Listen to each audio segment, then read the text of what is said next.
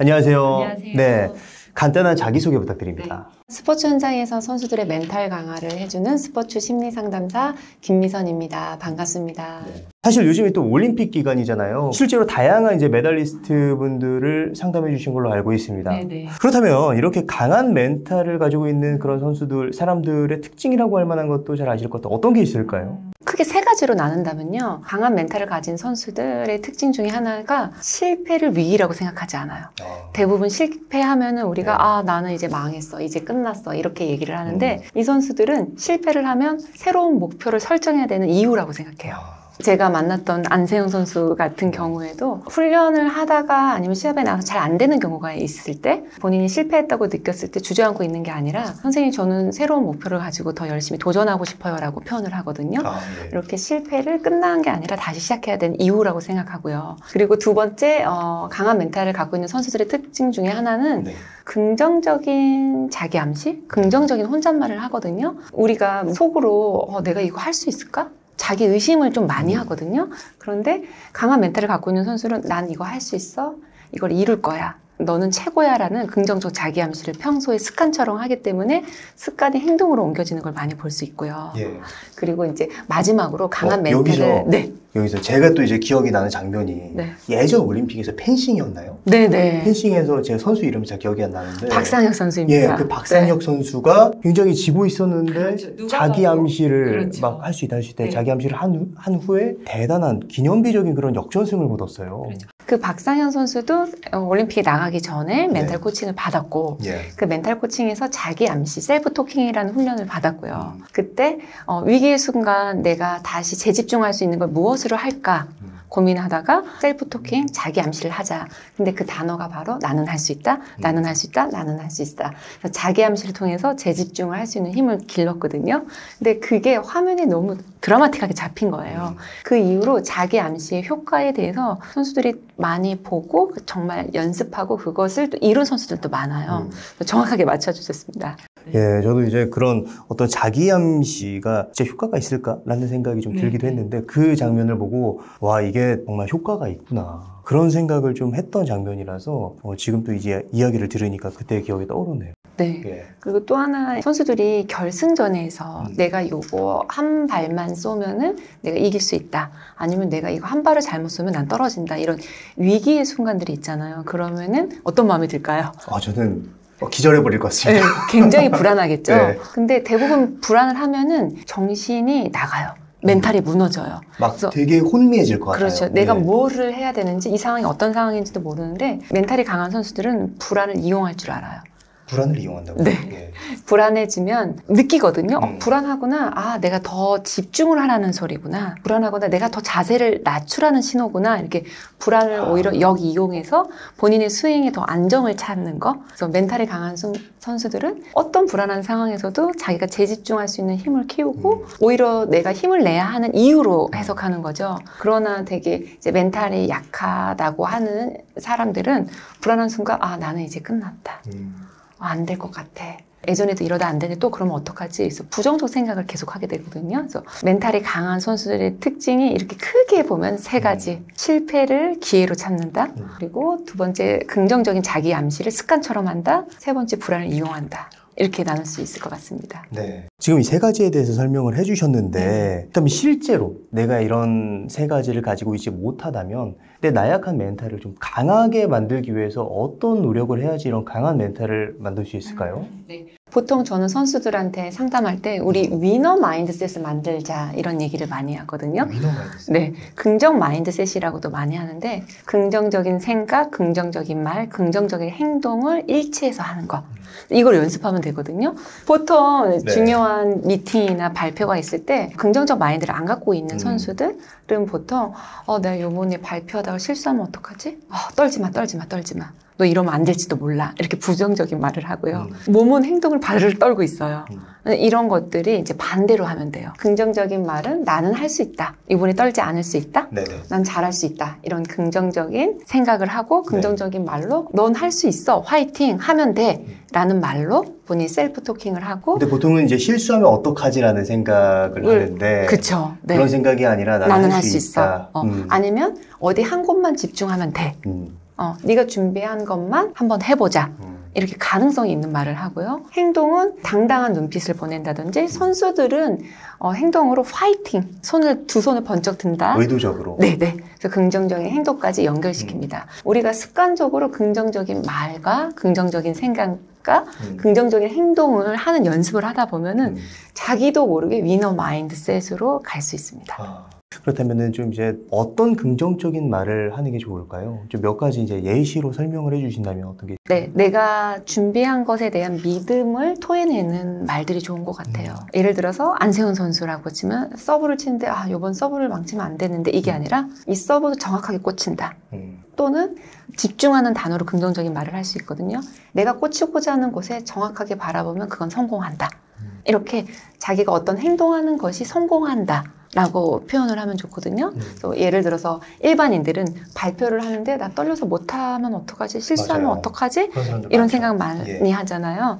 그래서 스스로 생각했을 때 내가 이거를 50번을 읽었어요. 너는 이미 다 준비되어 있어. 하던 대로 하면 돼. 이런 말들이 좀 긍정적인 말이라고 할 수 있습니다. 그렇다면 긍정적인 행동 같은 경우는 네네. 좀 구체적으로 어떤 게 있을까요? 내가 의도적으로 파이팅 포즈를 취하는 건가요? 아니면 또 다른 어떤 거? 그럴 수도 있고요. 예를 들어서 쇼트트랙 금메달리스트랑 같이 상담했을 때 했던 거거든요. 쇼트트랙은 코너를 빨리 도는 게 굉장히 중요해요. 그래서 코너에서 부정적인 행동을 할 때는 불안하면 자세가 일어나요. 그럼 속력이 줄어들겠죠? 근데 긍정적인 우리 행동을 하자. 그랬을 때 이 선수는 엉덩이를 내리면서 자세를 낮췄어요. 이런 것도 자기가 하고자 하는 의도의 행동을 성공적으로 하기 위한 어떤 행동도 긍정적인 행동이에요.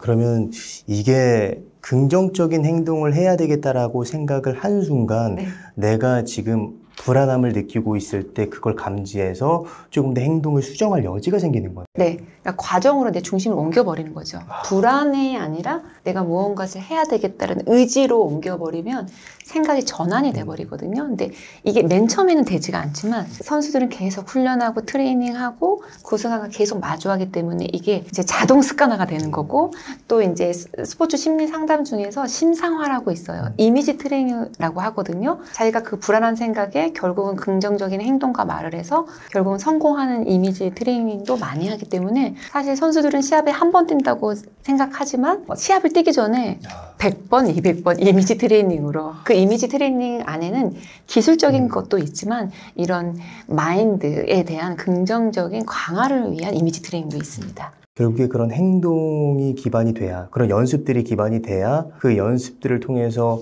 어떤 이제 결과물을 만들어낼 수 있는 토대를 형성할 수 있는 것 같다라는 생각도 드네요. 정확하게 맞습니다. 사실 지금 이제 국가대표 선수들이나 선수들을 대상으로 이야기를 해주셨지만 네네. 일반인들도 일상생활에서 어떤 승부를 봐야 되는 순간들이 분명히 있잖아요. 너무 많죠. 네. 이제 발표를 해야 된다든지 아니면 낯선 사람과 미팅이나 네네. 혹은 뭐 데이트를 해야 된다든지 뭐 여러 가지 순간들이 있을 거란 말이죠. 네네. 그런 순간에 내가 이런 어떤 테크닉들을 활용할 수 있다면 정말 중요한 순간에 굉장히 좋은 성과를 만들어낼 수 있을 것 같다라는 생각이 드네요. 네, 실제로 취업을 앞두신 분이신데 이 취업이 들어가는 게 너무 어려운 취업이었어요. 1차 시험, 2차 시험, 3차 시험 이제 면접 하나만 남기고 있는데 너무 긴장된 거예요. 왜냐하면 이분이 실패를 해서 한 3년 동안을 계속 준비했기 때문에 이번만은 꼭 성공하고 싶다는 이게 의지가 굉장히 강했거든요. 그래서 저를 찾아왔어요. 선생님, 제가 준비는 되어 있는데 긴장을 너무 해서 늘 면접에서 좋지 않은 성적을 받아요. 이 흔들림 없이 면접을 하기 위해서 어떤 게 좋을까요? 근데 이분을 딱 만났더니 먼저 완벽해야 된다는 생각 자체가 이분을 너무 불안하게 만들었던 거예요. 그래서 완벽하지 않아도 된다는 거, 완벽하려 하지 않고 내가 준비한 과정에 집중하는 게 중요하다는 거, 이거를 깨달으시고 멘탈 트레이닝을 받고 실제로 현장에서 과정에 집중하고 자기가 준비했던 걸 다 보여주고 나서 합격했던 사례도 있습니다. 그런 생각, 내가 완벽해야 된다는 생각 혹은 뭐 이제 기타 부정적인 생각들 이런 것들을 바꾸는 게 사실 제일 어려울 것 같아요. 네, 왜냐하면 지금까지 내가 해온 생각들이니까. 이런 생각은 좀 어떻게 변화시킬 수 있을까요? 일단은 내가 평소에 힘든 상황에서 어떤 생각들을 하고 있는지 자기 인지, 자기 객관화가 되게 중요한 것 같아요. 근데 대부분 사람들이 내가 어떻게 생각하고 무엇이 나를 부정적으로 만드는지 모르거든요. 그러니까 실제로 한 운동선수가 찾아왔어요. 근데 이 선수는 패배감에 굉장히 익숙해져 있는 거예요. 무언가를 해도 나는 결국은 안 될 거야라는 생각이 있어서 그 선수한테 물어봤어요. 중요한 중요한 이제 시합을 앞두고 네가 이번 시합에서 성공적으로 네가 마트 프레이를 잘할 수 있을 것 같아? 라고 했더니 선수가 글쎄요, 안 될 것 같은데요. 그러면 될 확률은 어느 정도야? 그랬더니 한 30%? 네 마음속에 30%는 되고 70%는 안 된다는 생각이 있는데 이 둘이 계속 싸우고 있는데 결국은 누가 이길까? 그랬더니 안 된다는 생각이요. 그래서 왜 걔가 이길까? 라고 물어봤더니 선수가 글쎄요 이렇게 얘기했거든요. 그래서 제가 했던 말은 네가 먹이를 많이 주는 생각이 이기는 거야. 그러니까 너가 부정적인 생각을 더 많이 했기 때문에 너가 안 된다고 생각했던 거고 네가 된다는 생각을 70%로 한다면 이건 바뀔 수 있어. 그래서 먼저 자기인지 자기의 생각에 부정적인 습관화가 되어 있는 것을 알아차리게 하고 그리고 선수에게 고무줄을 채워줬어요. 너가 일주일 동안 얼마나 많이 부정적 생각을 하고 있는지 한번 알아갖고 와봐. 부정적 생각을 하고 있다는 걸 먼저 인지하는 게 제일 중요하고 이 고무줄을 튕기는 거야. 선수 팔이 시퍼렇게 멍들어갖고 왔습니다. 네. 그러니까 자기도 모르게 습관적으로 부정적인 생각에 사로잡혀 있었고 그 생각들은 선수의 동기를 자연스럽게 떨어뜨리고 그리고 불안하게 만들었고 결과도 안 좋게 만들었거든요. 자기 팔이 멍든 걸 알고 이 선수가 선생님 오른쪽에도 채워주세요. 그래서 왜? 그랬더니 긍정적 생각하면 이걸 하겠다고. 그러면서 이제 서서히 이쪽 멍이 더 세지면서 선수가 변하기 시작했죠. 그래서 이렇게 철저하게 만들어지는 거. 진짜 중요한 얘기네요. 예. 이런 어떤 승부사들 같은 경우도 우리가 일반적인 사람들도 항상 경험을 하는 거지만 실패할지도 모른다는 생각이 엄습할 때, 뭐 이번에 이제 국가대표 그런 양궁에서도 굉장히 좋은 성과를 거뒀지만 저는 보면서 이렇게 생각했거든요. 아, 저기서 어떻게 저렇게 멘탈을 유지하면서 좋은 성과를 내지? 이 실패할지도 모른다는 불안감 때문에 그렇게 하기가 어려울 것 같은데 이런 생각이 들기도 하거든요. 이럴 때 좀 우리가 어떻게 좀 이런 멘탈을 잡을 수 있을까요? 또 하나로 들자면 요번에 임시현 선수가 3관왕을 했잖아요. 양국에서 파리올림픽에서 이 선수가 사실은 7점을 연속으로 2번을 쐈어요. 근데 평소에 임시현 선수는 7점을 쏘는 선수가 아니에요. 그런데 다시 10점을 연속으로 쏘면서 결국 금메달을 차지하죠. 이게 가능했던 건 뭐냐면 대부분의 본인이 연습했던 거, 준비했던 거, 본인의 자세를 유지했음에도 7점을 싼 거거든요. 그럼 대부분의 선수들은 자세를 바꿔버려요. 그러면 그 자세는 본인이 그동안 연습했던 자세가 아니기 때문에 점수가 떨어져요. 근데 임시현 선수는 7점을 쌌는데도 본인이 연습했던 자세를 유지했고 또다시 쌌는데 또 7점이 나온 거예요. 그러면 대부분 바뀌지 않았어요. 난 내 자세를 믿어. 그래서 그 자세로 쏘고 나서 그 다음에 10점을 쏘면서 결국은 자기가 훈련했던 것, 자기가 준비했던 것에 대한 자신에 대한 믿음으로 인해서 실패의 상황에서도 결국 승리를 해내는 힘이 있지 않았을까.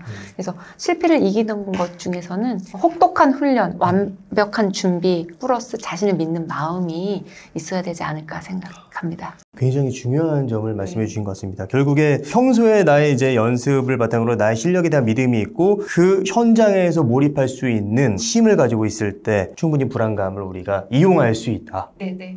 긴장할 때 내 긴장을 어디 쪽으로 과정에 무엇에 전환할까라는 것이 철저히 준비되어 있어요.